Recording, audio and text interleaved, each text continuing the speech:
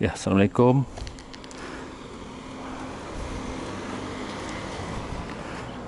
Jadi saya nak cerita pasal Mazda RX-8 ni pasal kedudukan enjin.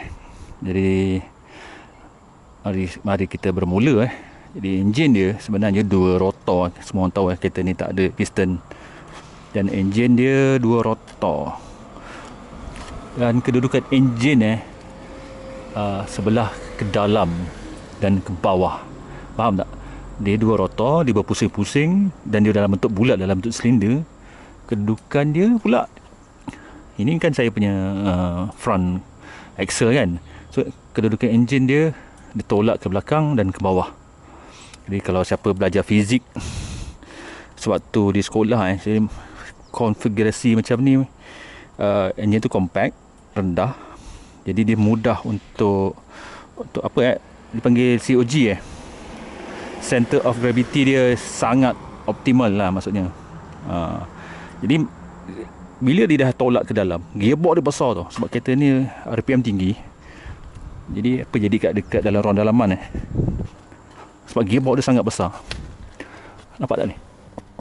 Habis semua ruang dia ambil. Ruang driver dia ambil. Betul, ruang passenger pun dia ambil. Dia punya gearbox ni besar ni.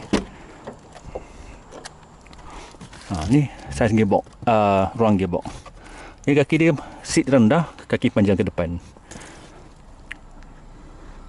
Jadi kereta ni adalah apa ni, rear wheel drive rear wheel drive. Maksudnya pacuan roda belakang.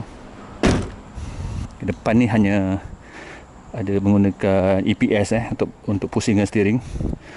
Sebenarnya saya pernah bawa kereta ni, tak ada EPS, boleh je bawa sebenarnya. Macam kereta zaman dulu je lah. Jadi tangki minyak dia, sebab dia nak berat 50-50, tangki minyak kat bawah ni, bukan kat belakang sana, kat bawah ni, kat tengah-tengah ni. So jadilah kereta ni one of the best handling car lah. Biasa orang cakap kereta ni one of the best untuk track dan juga untuk drift lah, sebab dia punya kekukuhan bodi dan juga structural integrity dia sangat tinggi, sama dengan Porsche kan. Jom ikut saya pusing around. Kereta ni memang rendah, seating memang rendah.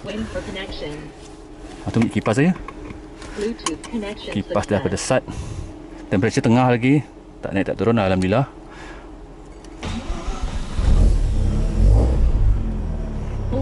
Clutch heavy duty baru ganti. Ada LSD, so boleh terasa LSD tu tengah buat kerja.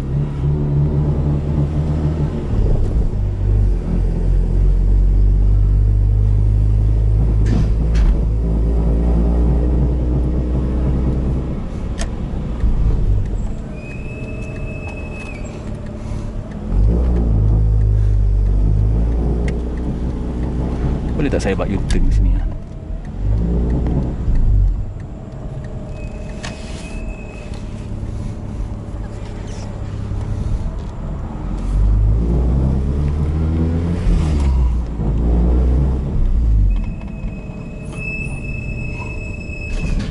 Bunyi brake tu